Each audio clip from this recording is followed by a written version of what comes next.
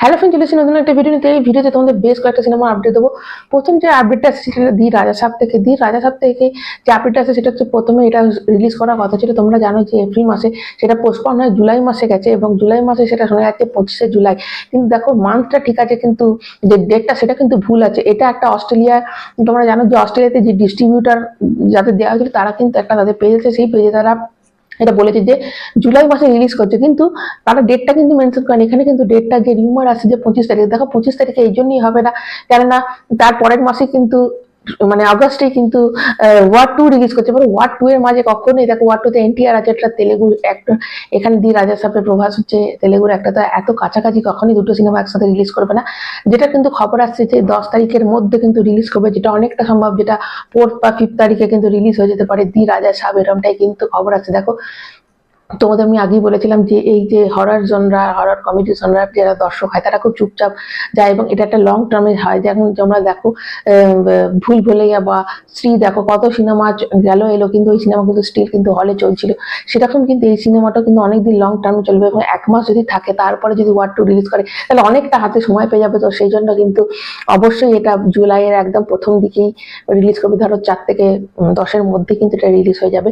Next তোমাদের যে আপডেটটা দেবো সেটা আসছে মিরাই থেকে আপডেট আসছে। মিরাই হচ্ছে একটা ফ্যান্টাসি অ্যাকশন সিনেমা, যেটা কিন্তু এটাও কিন্তু এপ্রিল মাসে রিলিজ হওয়ার কথা ছিল, যেটা জুলাই মাসে মানে 4 জুলাই রিলিজ করছে।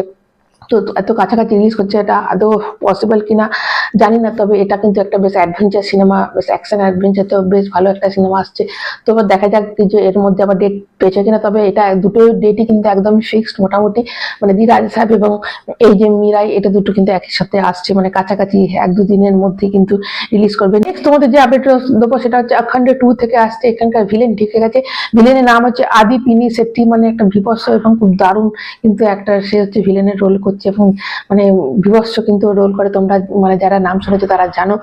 তো সে কিন্তু রয়েছে অখণ্ড 2 থেকে। নেক্সট তোমাদের যেটা আপডেট দেবো সেটা হচ্ছে ভিডি 12 থেকে আসছে। এটা বিজয় দেবরাকোন্ডা সিনেমা, 12 নম্বর সিনেমা বিজয় দেবরাকোন্ডার, এবং 12ই ফেব্রুয়ারি কিন্তু টিজার রিলিজ করছে এবং সেটা তাই খবর আসছে যে 3টে ল্যাঙ্গুয়েজে যে টিজারটা দেবে তার মধ্যে যে ভয়েস ওভার করবে, হিন্দির ভয়েস ওভারটা করছে আমাদের রণবীর কাপুর করছে, এটা একদম কনফার্ম নিউজ। এবং তেলেগু যেটা করবে সেটা করছে এনটিআর, কিন্তু এটা কিন্তু শোনা যাচ্ছে হয়তো এনটিআর করতেও পারে এবং নাও করতে পারে। এবং তামিলে যেটা আছে সেটা হচ্ছে সূর্যা, এটাও কিন্তু পাক্কা খবর আসেনি, তবে রণবীর কাপুরের যে খবরটা সেটা একদম কিন্তু ফাইনাল খবর যে অবশ্যই এখানে রণবীর কাপুর ভয়েস ওভার দিচ্ছে হিন্দিটাতে।